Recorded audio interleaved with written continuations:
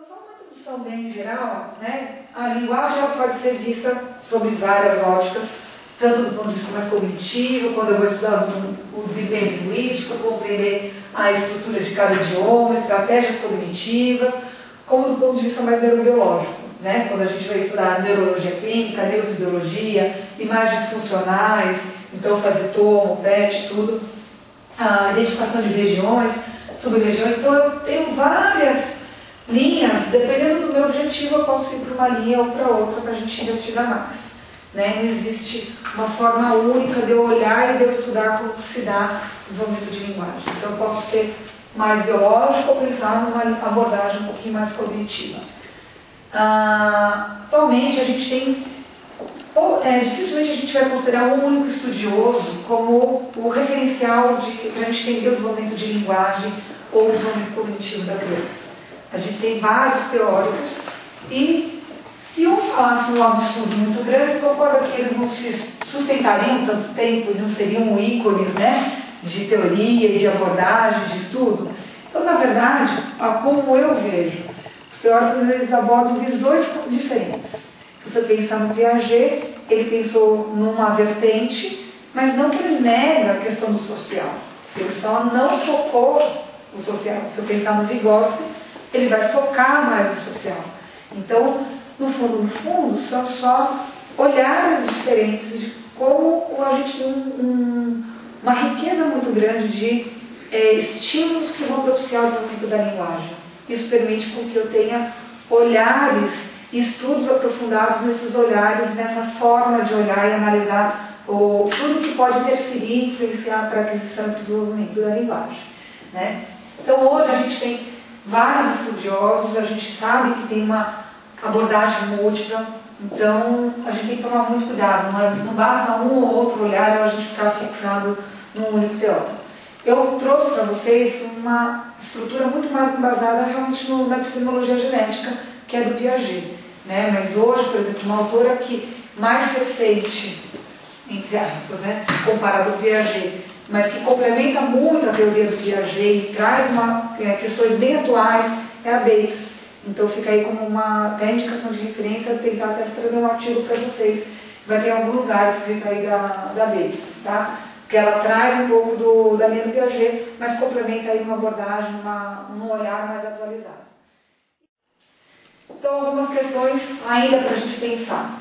Bom, quando a gente fala linguagem não é fala. Né? Uma coisa que às vezes a gente escuta é essa criança não tem linguagem. Não sei o que é isso. Né? Se a criança não tem linguagem, às vezes traz ou de relatório, ou de pressões escolares, né? Alguma coisa assim. Uma criança pode não falar, ela pode ter um atraso cognitivo severo, mas não ter linguagem é muito para a gente falar. A linguagem existe, pode estar como linguagem atrasada, comprometida, desviante, tá? Mas as pessoas às vezes confundem, e o leigo, né, ou até mesmo o familiar, traz a informação confundindo muito o termo. Linguagem, fala, né, e o que é comunicação. Então, a diferença que a gente tem que ter aí das terminologias. Mesmo assim, uma criança que não fala é uma coisa, uma criança que não se comunica é outra coisa. Todo mundo se comunica, 100%. Nem que seja por choro, a gente se comunica. Às vezes a expectativa não está igual à realidade. A expectativa de comunicação, de interação, de qualidade dessa relação é uma. Então ela pode estar muito aquém do que é esperado e do que é desejado pela família ou pelo ambiente que essa criança está inserida. Mas não ter, né, não existe. Eu trabalho bastante com comunicação suplementar alternativa. Então é um tema que eu sempre comento. Né, o quanto que a gente tem que tomar cuidado de falar não se comunica. Em geral, quando a gente faz uma anamnese, vai puxando na anamnese, você vê que não, ele não se comunica para nada, a angústia dos pais, ele não consegue se comunicar, ele não fala, né, um quadro mais comprometido. E aí você vai perguntando de outra forma. Né? Quando ele está irritado, quando ele está com frio, quando ele está com dor, quando ele está doente, eu fico angustiado porque eu não consigo saber onde dói. Mas você sabe que ele está com dor. Então, peraí, se você sabe que ele está com dor, Você sabe que alguma coisa ele fez para você saber. Que você sabe que ele está por outro. Você sabe quando ele está feliz e quando ele está triste, que você não sabe se é dor, tristeza, o que é. Então, alguma coisa essa criança está fazendo, né? Quando não é pior ainda, né? Que a mãe vem e fala, não se comunica, nada, e aí você vai trabalhar alguma coisa, ele não gosta de pão, né? Ou então vai lá, ele está com calor, eu vou tirar. Então, como você sabe que ele não gosta de pão, mas ele não se comunica? Então, isso, numa anamnese bem feita, às vezes você pega e você mostra que sim, essa criança está se comunicando. Ela pode não falar, mas ela se comunica, tá? Então, ela pode ter um déficit de linguagem importante e ter dificuldade de lidar, e isso ter uma dificuldade de se expressar, de compreender muita coisa até e de expressar muita coisa, mas ausência não tem, tá? Então, eu tenho etapas do desenvolvimento que vão interferir de uma forma significativa na aquisição da linguagem. Então, as etapas do desenvolvimento cognitivo, elas são dois caminhos diferentes, mas que não são tão independentes assim, né? O desenvolvimento cognitivo, ele interfere no processo de aquisição de linguagem. Existe uma correlação, embora sejam aquisições em paralelo, sejam aquisições diferentes. E eu vou ter outras questões, além do cognitivo, como o desenvolvimento do psicomotor. Então, a ideia é até mostrar nessa vertente que eu trouxe hoje para discutir um pouco, o quanto que não só a cognição, como o desenvolvimento neuropsicomotor, ele vai acabar interferindo para eu ter as aquisições, seja cognitivas como de linguagem, tá bom? Então, a linguagem é uma capacidade exclusivamente humana, tem várias formas, né? Eu costumo dizer que a forma prioritária de comunicação nossa é a fala. Hoje em dia está quase mudando para a escrita, né? Então, WhatsApp, Facebook, e-mail e tudo mais. Então, dentro do conceito de linguagem, eu tenho que lembrar também um outro aspecto. Eu tenho um nível de compreensão e tenho um nível de expressão. Nem sempre isso está no mesmo nível, tá? Síndrome de Down, por exemplo, a capacidade de compreensão é muito melhor do que a capacidade de expressão, tá? Nas suas diversas nuances de manifestações, em termos de dificuldades que eu posso ter. Eu tenho aquele que tem uma apraxia, o outro que não tem uma apraxia, mas sempre, até daquele que fala bem, a compreensão sempre é melhor do que a expressão. Embora a compreensão também esteja prejudicada, tá?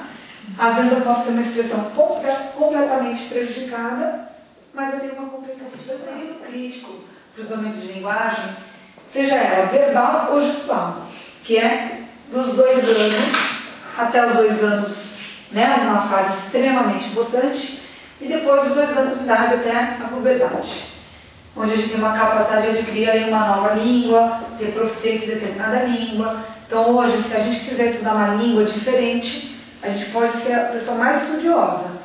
O estrangeiro vai olhar e vai saber que você é de fora, né? A criança, se ela aprende nessa fase, ela consegue aprender de uma maneira a captar, né, com toda a riqueza que tem da língua, entonação, melodia, né, acentuação daquela língua, onde ela consegue realmente ter uma proficiência em termos de produção, de pronúncia, com uma qualidade muito próxima do próprio estrangeiro, né? Então, é uma fase riquíssima. Claro que a gente tem que ter bom senso. Se eu tenho uma criança com déficit de linguagem e eu colocar na escola bilíngue, eu estou dando uma sobrecarga também a mais. A gente também tem que ter esses cuidados, né? Então, é ter o bom senso de para quem que eu estou proporcionando e oferecendo isso, tá?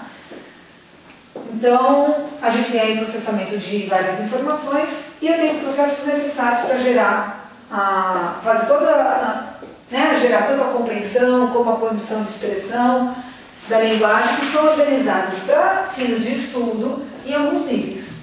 Então, quando a gente vai estudar a linguagem, a gente pode estudar a fonologia, então como eu falo, os sons, né? Quais são os fonemas, qual é a ordem de aquisição desses fonemas na fala da criança.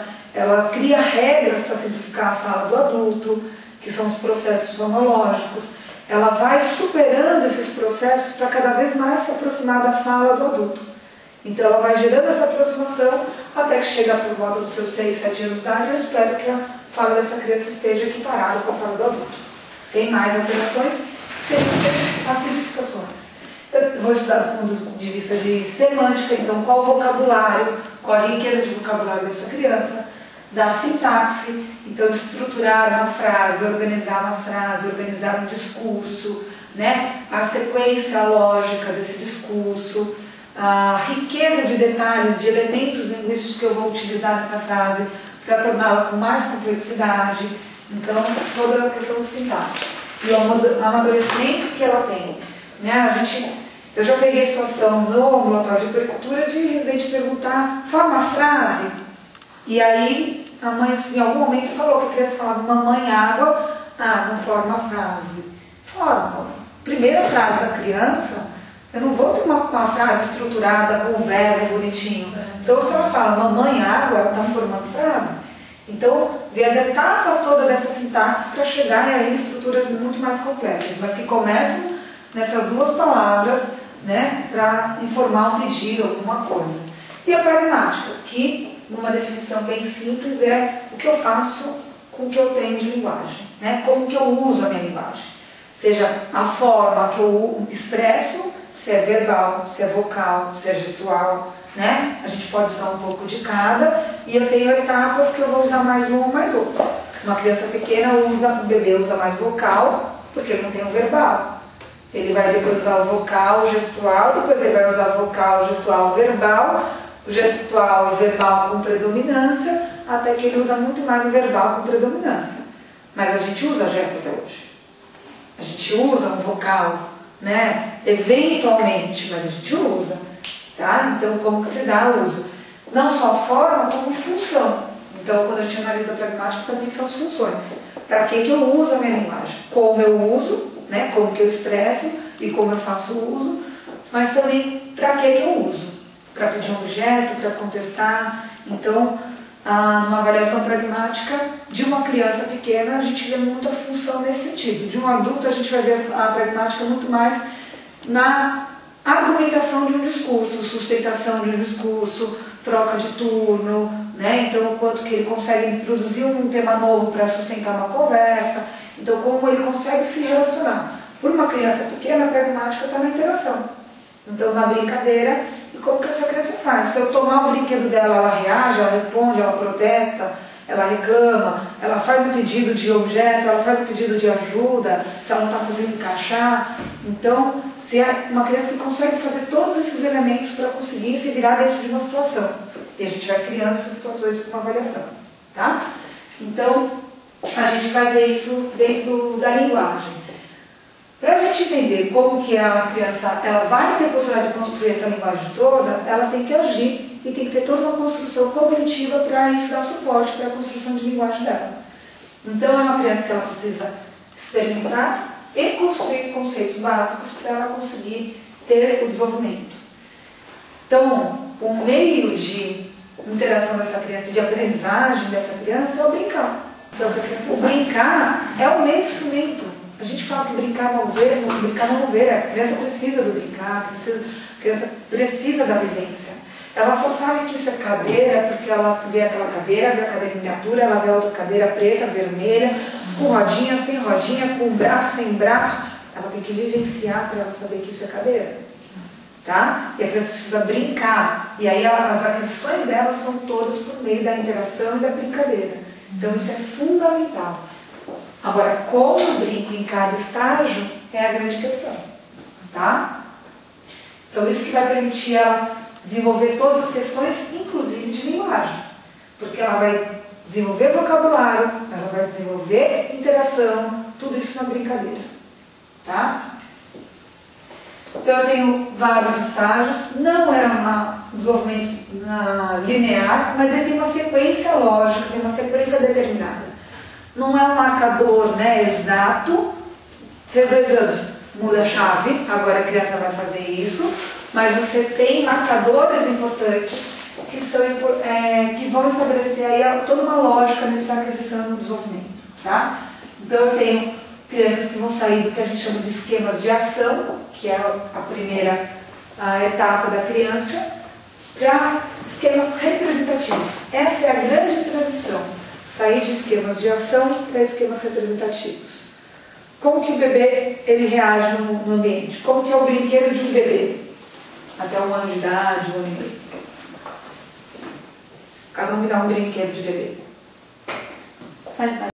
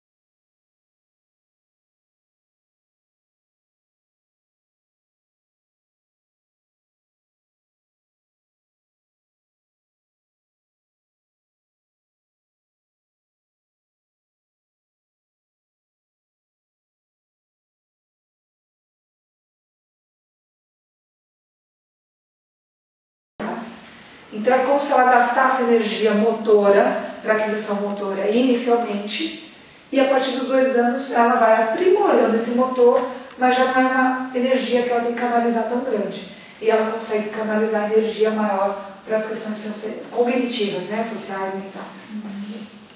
Então, a gênese da construção, tanto da cognição como da linguagem, ela está na ação. Logo, se eu tenho crianças com atraso motor, eu tenho que pensar na repercussão que isso vai me dar, seja qual for o motivo desse atraso motor, tá bom? Tem 3 conceitos importantes do Piaget, que são assimilação, acomodação e equilibração. São 3 termos importantes.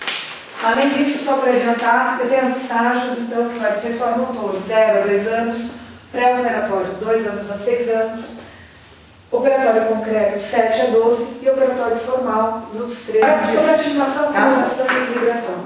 Esses termos, que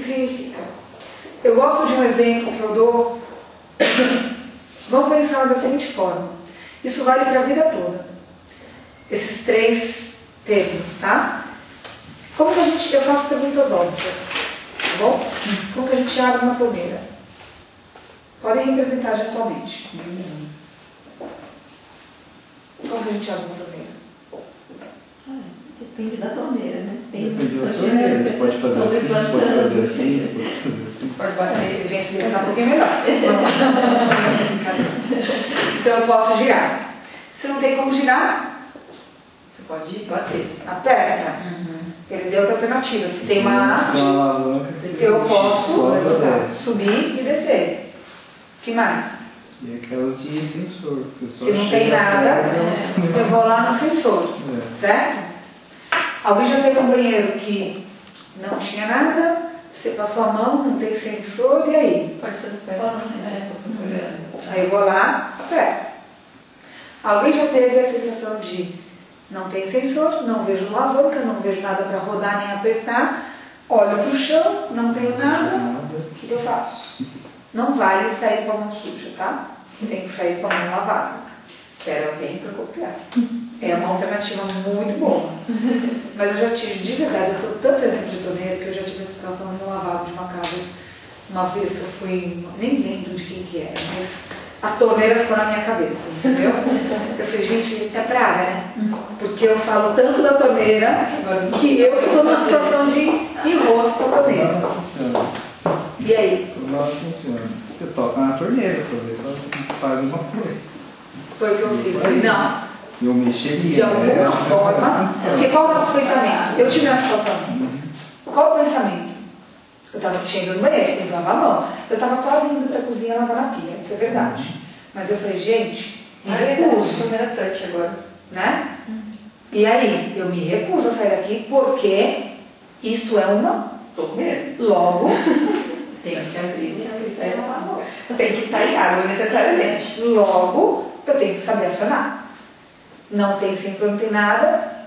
O próprio estrutura, X, não sei o nome, que sai água, aquilo eu levantava. Então não tinha nada. Mas era assim, o próprio negocinho que eu levantava e vinha em cima dele. E eu falei, chique demais pro meu gosto. E era uma outra forma. Por que eu me virei para conseguir? Você tinha repertórios. E eu tenho vivência, tenho repertório para saber que sai água, que tem várias formas. Alguém já viu criança pequena em torneira que é de apertar e que ela ainda não tem essa vivência? Ela fica girando. Né? Uma vez estava no espelho espião, a aluna estava fazendo anamnese, aí a criança foi para a pia, tem pia das salas, e é de apertar. Aí a criança mal alcançava, girando. Eu falei, relaxa. Deixa A terapeuta olhou e relaxou. Tipo, daqui a pouco ela descobre, mas até descobrir dá tempo de terminar a conversa. Deixa ela lá. E ela ficou girando. Porque para ela ainda só estava girando. Então, a gente só faz essa insistência toda. Primeira vez que alguém pegou uma torneira que era de acionar no pé, ficou nesse mesmo problema que eu fiquei. Primeira vez na vida que alguém, se ninguém informou você que tinha sensor, que você entrou no banheiro com sensor, você realmente esperou alguém usar a torneira para você usar também. Você finge que está olhando no espelho, né, dá aquela demorada, põe na pia, chega logo alguém, né? Para a pessoa vir e você poder resolver esse problema. Mas só porque a gente tem essa vivência, que eu sei que tem várias formas de acionar, que eu tenho conhecimento do que é aquilo, da função daquilo, que eu tenho condição de explorar aquilo um pouco mais. Isso tem a ver com assimilação, acomodação e equilibração. Tá? Equilibração não é uma palavra que existe no português, é uma palavra datada justamente pelo conceito que ela quer dar, o conceito de ação. Eu estou a vida toda em processo de equilibração. A gente assimila um monte de informação. Aqui tem um monte de informação. Eu assimilo um monte de informação aqui. Eu só vou conseguir acomodar algumas informações. No outro dia que eu entrar aqui, eu consigo acomodar. E aí a repetição e a exposição, por eu ter uma certa bagagem, um certo repertório, eu consigo agregar mais informações do mesmo estilo que é me dado. Essa criança está ali girando, só girando, e está tudo bem. Um adulto, se girar e não acontecer nada, ele sabe que ele tem que buscar outras formas, porque ele tem já um processo todo de acomodação que permite ele ser insistente, porque ele sabe que ele consegue fazer aquilo de uma outra forma. A torneira é diferente para mim de outra pessoa e para a criança? É a mesma torneira. Hoje uma torneira de apertar é fácil para a gente. É a mesma torneira que a criança está lá. Só que eu sei que eu já aprendi e já tive a minha vivência, então eu já tenho isso acomodado de que eu posso acionar uma torneira apertando. E conforme eu vou ganhando mais experiências e um repertório cada vez maior, me permite, quando eu estou numa situação problema, ter mais ensaios com aquela torneira, porque eu já tive uma torneira que tem alguma haste, então minha última alternativa foi tentar levantar o negócio. Crente que não era, mas eu já tinha buscado sensor no banheiro inteiro. Falei, gente, não é possível, né? Sensor na parede, algum lugar para você conseguir acionar. Você sabe que existe uma forma de acionar, pela vivência e pela bagagem que você tem.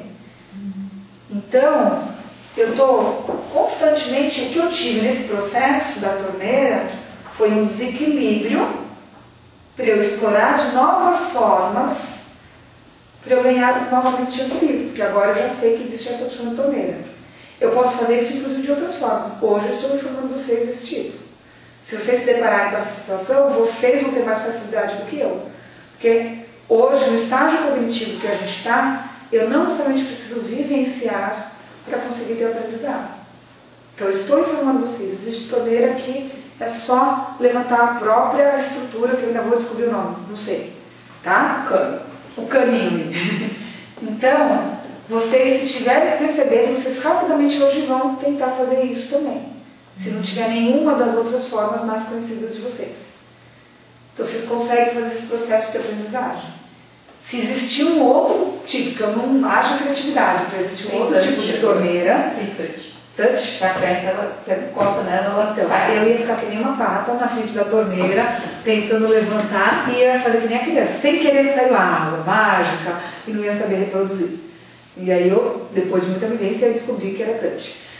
Então agora já sei, já não vou passar a ser vergonha. Por quê? Você acabou de me passar isso, senão eu teria um novo desequilíbrio para conseguir restabelecer o equilíbrio.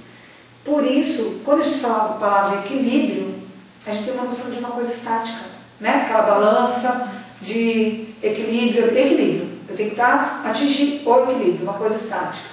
E o Piaget fala, o desenvolvimento e a aquisição não é algo estático. Em nenhum momento para. Eu aprendo o que eu sou capaz neste momento. Com o mesmo estímulo, muitas vezes eu consigo aprender, ter novos aprendizados. Então, é um processo todo de equilibração, para dar o conceito de ação. A assimilação é o que está exposto para mim. A acomodação é o que eu consigo internalizar naquele momento. Um outro exemplo pensando na criança e na faixa etária que a gente quer ter atenção. Imagina um brinquedo que existia com mais facilidade antigamente, que era um cubo de plástico, tinha um botão, você apertava, abria a tampinha e saía um bonequinho, um urso, um palhacinho, alguma coisa. Uma criança que é seus 6 meses, 7 meses, essa criança ela vai brincar com esse cubo, sem querer ela vai acionar o botão, ela vai olhar e vai achar divertido ter esse urso. Na hora que ela vai pegar a caixa, ela vai fechar e ela está tudo bem. Ela vai continuar brincando com o cubo. Tentar levar na boca, jogar, pegar, fazer qualquer coisa. Se ela acionar sem querer o botão, ela vai brincar. Esse brinquedo é o mesmo brinquedo que quando ela tiver seus 9, 10, 11 meses, ela vai perceber que tem lá, vamos nos seus 11 meses, um botão que ela vai apertar e ela vai buscar esse botão para apertar e para abrir. É o mesmo brinquedo. O brinquedo é igualzinho dos 6 meses para os 11 meses. Não mudou nada. Só que aos 6 meses ela não tem ainda a condição de acomodar informações, propriedades daquele cubo, e ela não tem uma condição cognitiva de saber lidar com todas as propriedades daquele cubo. Então ela olha, ela vê um botãozinho azul numa caixa vermelha, legal, bonito esse botão azul. mas ela não tem o menor conhecimento de que não é um botão de acionar. Então, o botão está ali? Tá. Chama a atenção dela? Chama. Mas ela não tem estrutura cognitiva para saber a função ou inferir a função daquele botão e despertar o maior interesse de manipular aquele botão. Então, para ela, no máximo ela vai achar divertido, vai achar legal. Se ela acionar sem querer, ela não vai conseguir nem reproduzir nesse momento. O brinquedo é exatamente o mesmo que aos 11 meses ela vai, se tiver de ponta cabeça, ela vai buscar e virar para chegar no botão, para apertar o botão, para ver o urso. Isso reflete exatamente a ensinação, acomodação e equilibração. O brinquedo está ali, é o mesmo. Só que aos 6 meses ela não consegue absorver todas as propriedades daquele brinquedo. O mesmo brinquedo, futuramente, ela vai conseguir ter uma nova acomodação e uma nova exploração daquele brinquedo. Isso vai dando elementos o tempo todo de aprendizagem para ela. Tá claro?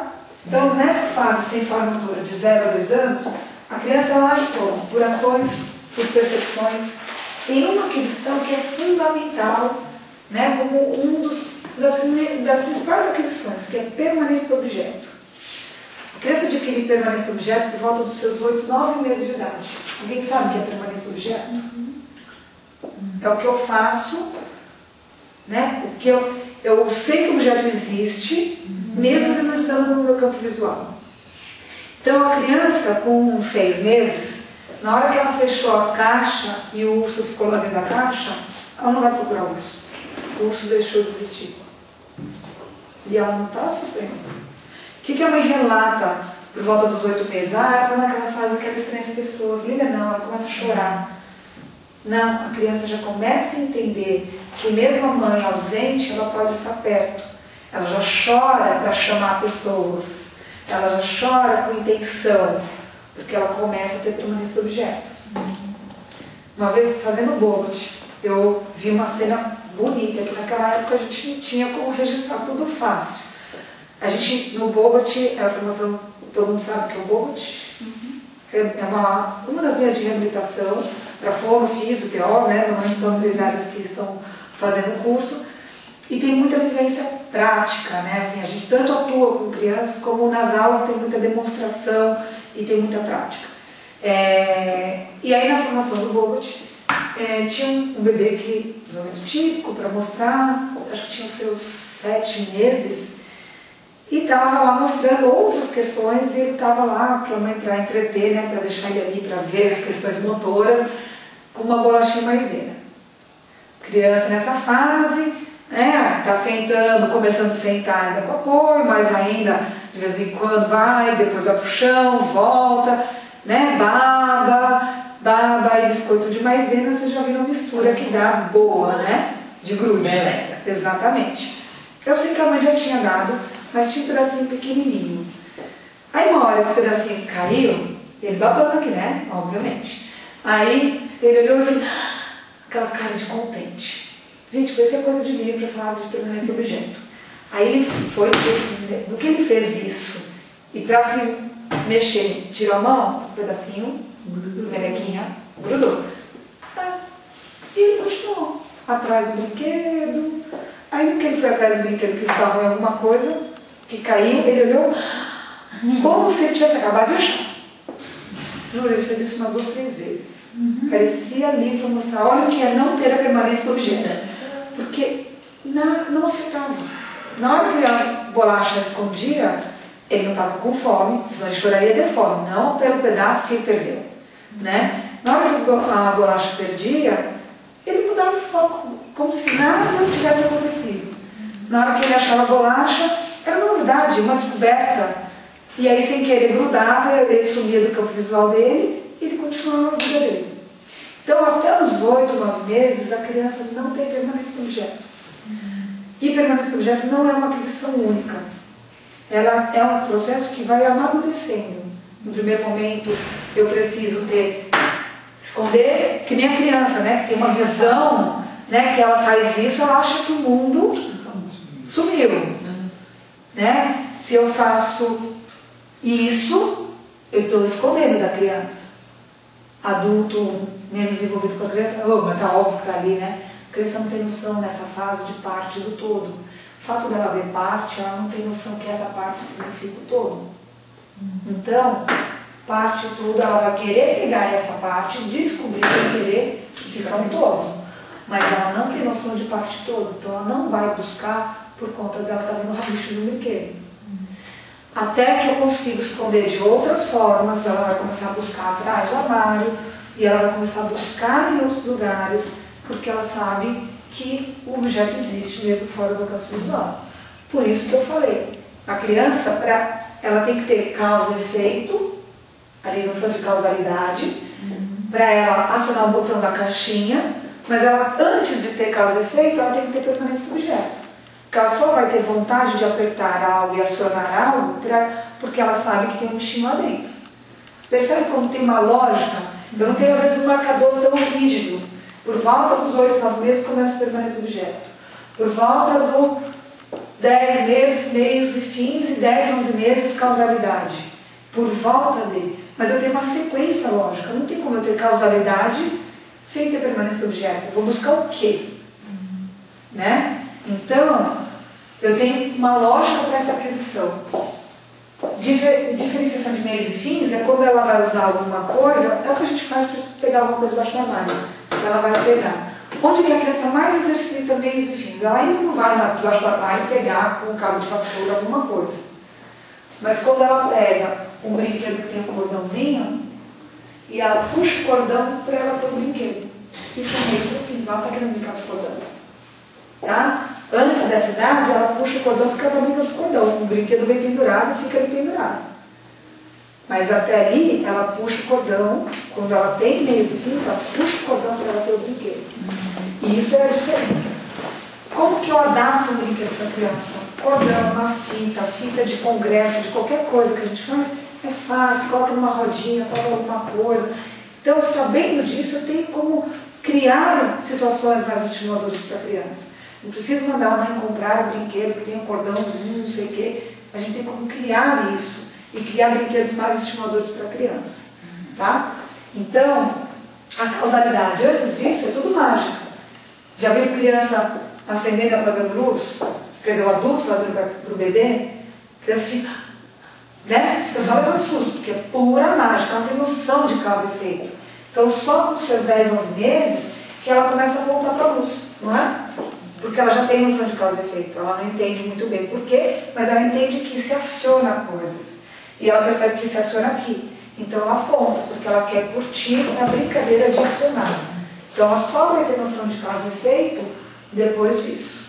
Então, mesmo que eu tenha uma criança no processo de atraso, eu tenho que entender a lógica dessas aquisições. Uma só pode acontecer quando eu tenho interesse em outra. Eu só vou ter a causa e efeito se eu tiver permanência. Eu só vou fazer a diferenciação de meios e fins se eu também tiver essa permanência do objeto, para conseguir pegar as coisas. Tá? Uma outra questão. A criança, então, ainda nessa linha do tempo que a gente está, né? Dos seus 8, 9, 10, 11 meses. O que a criança faz aos 9 meses? Fiz, eu ajudo. Motoramente. Em pé com apoio, mais engatinhar. Começa a engatinhar. Aí ela começa a ficar meio urso, esse urso às vezes é meio mascarado como um apoio, não é? Para ficar em apoio, para começar a andar em apoio, e aí depois começar a andar. Então esse processo aí dos seus 8, 9 meses até 1 ano, mais ou menos, não é isso? Quando a criança começa a engatinhar, o que acontece? Ela começa a alcançar os objetos que ela quer. Ela começa a ir atrás dos objetos que ela quer. Na hora que ela vai atrás da bola que rolou e não fica mais passiva, chorando para alguém trazer para ela vem aqui pegar a bola, opa, tem um baldinho dela. E ela vai descobrindo esse ambiente todo. Que quando ela está ali mais limitada motoramente, ela não tem noção de espaço. Então a criança só vai adquirir noção de tempo e de espaço na hora que ela começa a se deslocar nesse meio.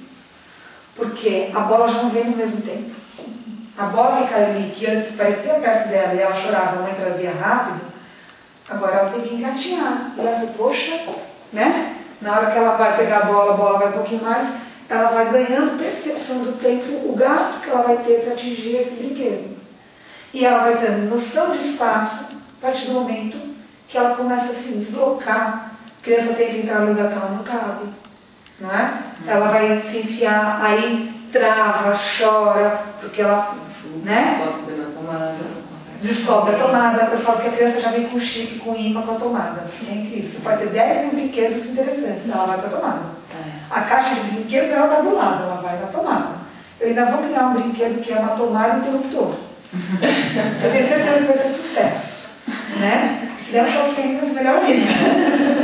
Mas a criança gosta da tomada, né? Então, a noção de tempo e espaço é fundamental. E ela precisa ganhar essa noção de espaço mais amplo para depois ganhar uma noção de espaço mais restrito. Onde é a entrada? Qual que é o lado certo dessa mamadeira vir? Né? Que isso envolve uma outra habilidade que vai ser no final desse sensório motor. Mas ela também tem que ter a noção de espaço para ela conseguir reconhecer o objeto e perceber. Mas primeiro ela tem que ter uma percepção mais ampla, mais grosseira, como tudo, para o mais fino. Então, só que ela só vai conseguir fazer isso na hora que ela se desloca nesse ambiente. Ela vai apoiar nessa cadeira e essa cadeira vai girar. Isso é um desequilíbrio. Naquela questão da equilibração, da assimilação e acomodação, ela se apoia nas outras cadeiras e não gira. A mesa não gira. De repente ela se apoia nessa e ela gira e tomba. A próxima vez ela vai fazer isso com mais cuidado. Percebe onde está a equilibração o tempo todo para ela aprender? Porque só depois que ela girou, caiu sem querer, que ela vai ter mais cuidado para girar. Então esse foi o desequilíbrio igual a torneira que eu comentei. Tá?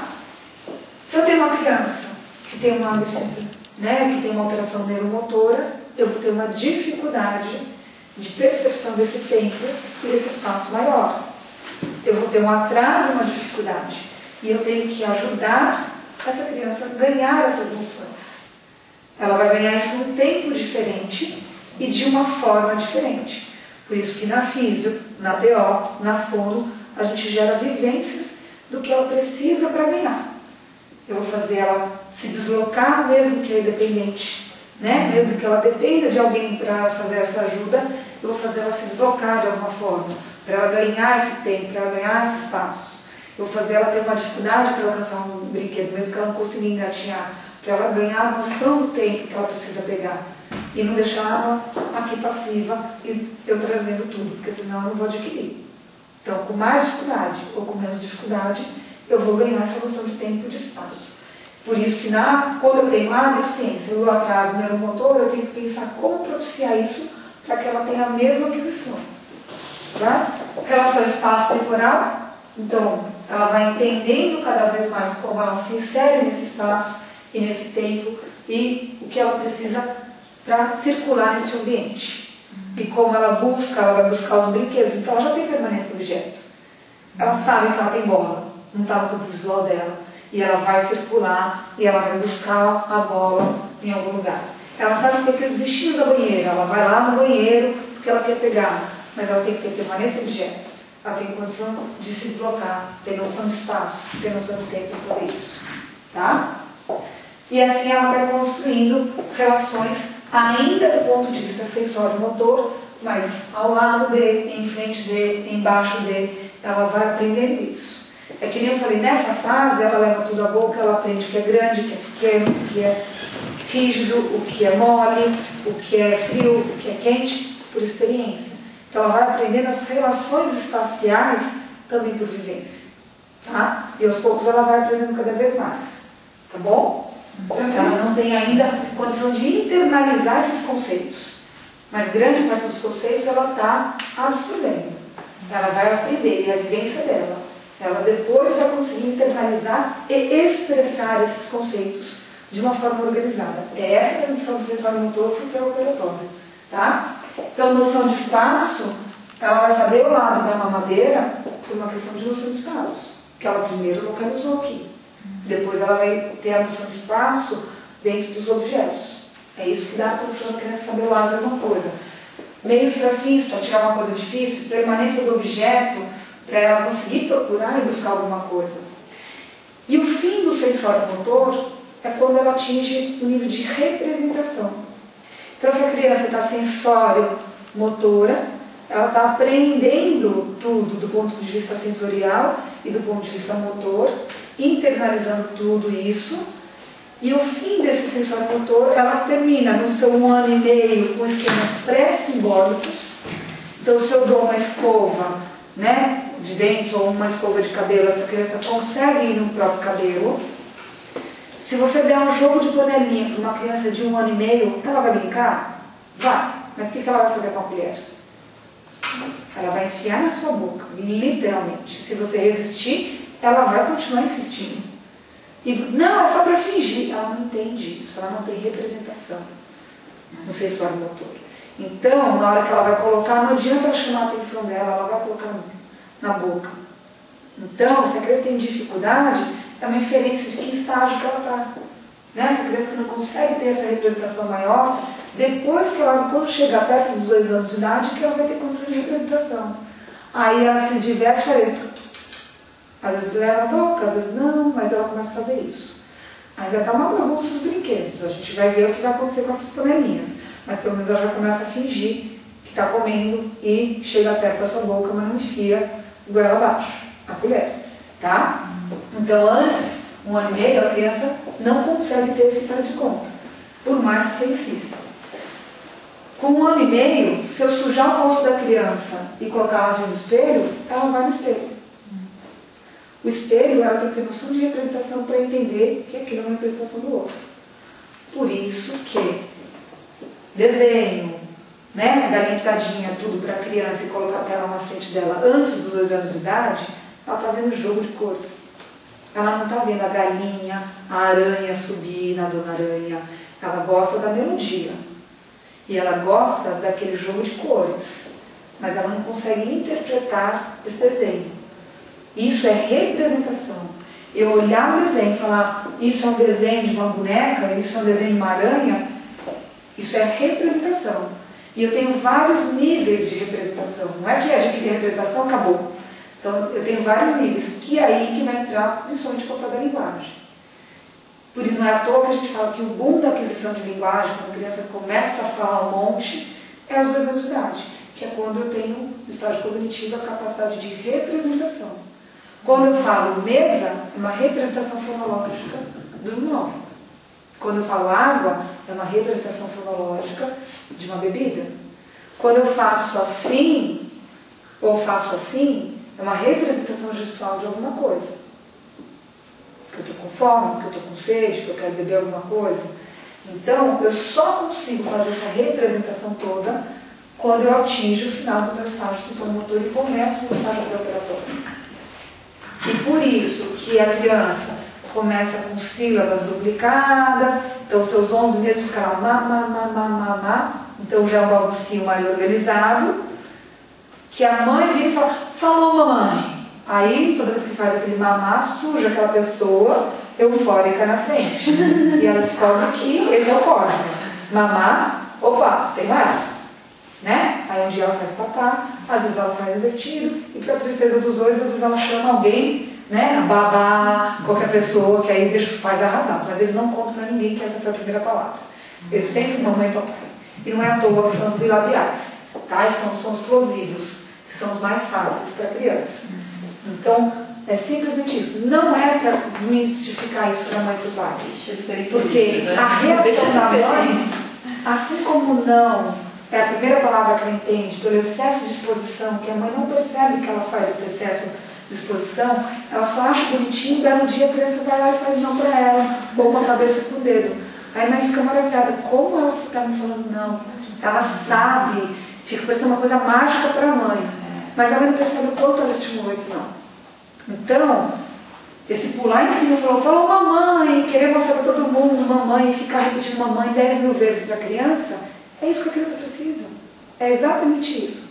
O meu problema está quando eu tenho um atraso de linguagem da criança que até está percebendo, mas não consegue fazer essa expressão. Aí eu não tenho essa mãe sobrecarregando a exposição do mamãe para ela, nem o pai falando papai o tempo todo. Então, esse é o problema. Tá? Por isso que a gente tem que entender como está o desenvolvimento e os desvios que a gente vivencia, ou as possibilidades de desvios que a gente vivencia, o que eu tenho que fazer para contornar esse problema. Porque se eu deixar no natural, eu estimulo menos do que eu estou estimulando uma criança no momento típico. Uma criança precisa, de novo, uma criança que precisa mais estímulo, ela é menos estimulada. Porque não só eu não estou falando mais, como eu não estou falando igual que eu falo para a criança que faz mamãe. Eu fico calada, esperando ela falar primeiro. E aí eu não dou estímulo. Né? Então, por isso que eu gosto muito do exemplo do não. Se a criança é capaz de aprender, a gente tem que tomar cuidado. Se a criança está atrasada, eu tenho que ir guiando e orientando esses estímulos todos que eu tenho que dar. Seja dos brinquedos, seja do verbal para a criança. Independente dela conseguir produzir. Porque expressão é uma coisa, compreensão é outra. Mesmo que ela tenha alguma condição que dificulte a expressão dela, eu quero que ela adquira. Eu também não vou conseguir nunca que ela faça expressão se ela não tiver internalizado, não tiver o conceito. Não adianta eu querer que as crianças expressem cadeira se ela não sabe o que é uma cadeira. Então eu preciso a compreensão para que eu consiga trabalhar a expressão. Às vezes eu vou conseguir, às vezes não, às vezes mais ou menos. Mas eu nunca vou conseguir essa expressão dissociada dela compreender. A compreensão é sempre antes. Tá? Então, eu preciso estimular muito essa criança. Tá bom? Então, quando eu coloco já para uma criança de 2 anos de idade, ela vai lá, tira dela, ela já tem essa condição de representação toda. Tranquilo?